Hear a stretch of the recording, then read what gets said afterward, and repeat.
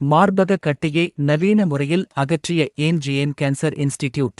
சென்னையைச் சேர்ந்த 33 வயது ஐயுடி பெண்ணுக்கு ஒரே மார்பகத்தில் இருந்த 2 தீங்கற்ற ஃபைப்ரோடெனோமா கட்டிகளை 2 வெவ்வேறு அறுவை சிகிச்சை முறைகளில் ஏன்ஜிஎன் கேன்சர் இன்ஸ்டிடியூட் மருத்துவர்கள் வெற்றிகரமாக அகற்றினர்.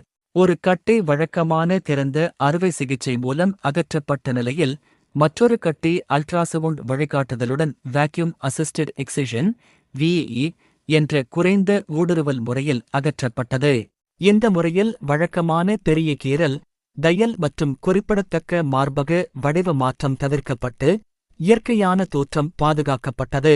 சிகிச்சைக்குப் பிறகு நோயாளி அதே நாளில் வீடு திரும்பியதுடன் சில நாட்களில் இயல்பு வாழ்க்கைக்கும் திரும்பியதாக மருத்துவர்கள் தெரிவித்தனர். என் பெயர் டாக்டர் M.A. ராஜா. நான் எம்ஜிஎம் புற்றுநோய் மருத்துவமனையில் மூத்த ஆலோசகராகவும் புற்றுநோய் இயக்குநராகவும் பணிபுரிகிறேன். இன்று நாம் பேசக்கூடியது வெற்றிட உதவி திசு பரிசோதனை அப்படின்னு சொல்லலாம். தமிழ்ல, ஆங்கிலத்தில் சொல்லணும்னா வேக்யூம் அசிஸ்டட் பயாப்சி. இது குறிப்பா மார்பக புற்றுநோய் உடைய சூழ்நிலையில அதை எப்படி உபயோகப்படுத்துறது அப்படின்றத பற்றி தான் இன்னைக்கு பேசுறோம். இதனுடைய அனுகூலங்கள் என்ன அப்படின்னு சொன்னா, புறநோயாளியாக செய்யலாம், இந்த பக்க விளைவுகள் மிக குறைவாக செய்யலாம், தழும்பு தையல் எதுவும் இல்லாமல் செய்யலாம். இது போன்ற பல அனுகூலங்கள் இருக்கின்றன. இது எல்லா கட்டிக்கும் பொருந்தாது.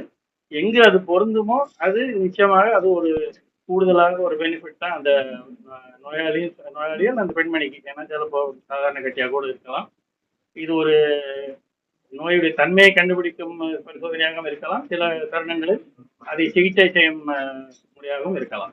இதுதான் இதனுடைய முக்கியத்துவம். இதை உங்கள் மூலமாக பொதுமக்களுக்கு அதை தெரிவிக்க வேண்டும் என்பதுதான் எங்களுடைய நோக்கம். ஏன்னா எந்த கட்டியுமே ஆரம்பத்தில் கண்டுபிடிக்கிறது, புற்றுநோய் கட்டியா சாதாரண கட்டியை கண்டுபிடிக்கிறது ரொம்ப முக்கியம். ஏன்னா இது இன்றைய சூழ்நிலையில புற்றுநோயா இருந்தா கூட ஆரம்பத்துல கண்டுபிடித்து விட்டா பூரணமாக குணப்படுத்தலாம்.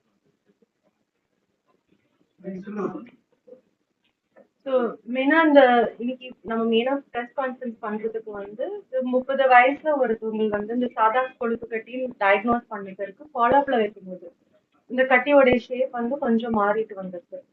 ஸோ அது ஷேப் மாறிட்டு வர்றதுனாலதான் நம்ம எக்ஸிஷன் சொல்லியிருக்கோம். ஸோ ஆப்ரேஷன் தவிர வேற ஏதாவது ஆப்ஷன் கேட்கும்போது நம்ம வேக்யூம் அசிஸ்டட் எக்ஸிஷன் சொல்லியிருக்கோம்.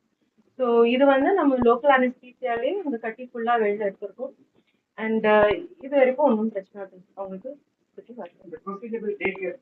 டே கேர் ப்ரொசீஜர் தான். ஸோ டே கேர் ப்ரொசீஜர் என்னன்னு கேட்டீங்கன்னா, ஒருத்தவங்க காலையில வர்றாங்க, ப்ரொசீஜர் முடிச்சுட்டு அதே நாள் வீட்டுக்கு போற மாதிரி இருக்கலாம். இப்போ லோக்கல் அனஸ்தீசியால நம்ம சாதாரண மருத்துவ ஊசி அந்த இடத்துல மட்டும் கொடுத்துட்டு ப்ரொசீஜர் பண்ற சமயத்துல ஃபாஸ்டிங்ல வர தேவையில்ல, நார்மலா வீட்லயே சாப்பிட்டு வரலாம். ப்ரொசீஜர் முடிச்ச பிறகு கூட இவ்வளோ நேரத்துக்கு வெறும் வயசுல இருக்கணும்ட்டு கிடையாது. ப்ரொசீஜர் முடிச்ச பிறகு கூட உடனே சாப்பிட்டுக்கலாம். சப்போஸ் நம்ம டாக்டர் ராஜசுதா சார் சொன்ன மாதிரியே செடேஷனுக்கு கேட்டாங்கன்னா, செடேஷன்னா ஸ்லைட்டா நம்ம மருந்து கொடுத்துட்டு அவங்களுக்கு ஒரு ஆங்ஸைட்டி குறையறதுக்கு அந்த மாதிரி பண்ற சமயத்துல மட்டும்தான் ஒரு 4 ஹவர்ஸ்க்கு ப்ரொசீஜருக்கு வரதுக்கு முன்னாடி சாப்பிடாம வெறும் வயசுல வரும். இல்லாட்டி அவங்க நார்மலா ஒரு ப்ரொசீஜர் இல்லாட்டி ஒரு பிளட் டெஸ்ட்க்கு வர மாதிரி ஹாஸ்பிட்டலுக்கு ப்ரொசீஜர் முடிச்சு அதே நாள் வீட்டுக்கு போயிடலாம்.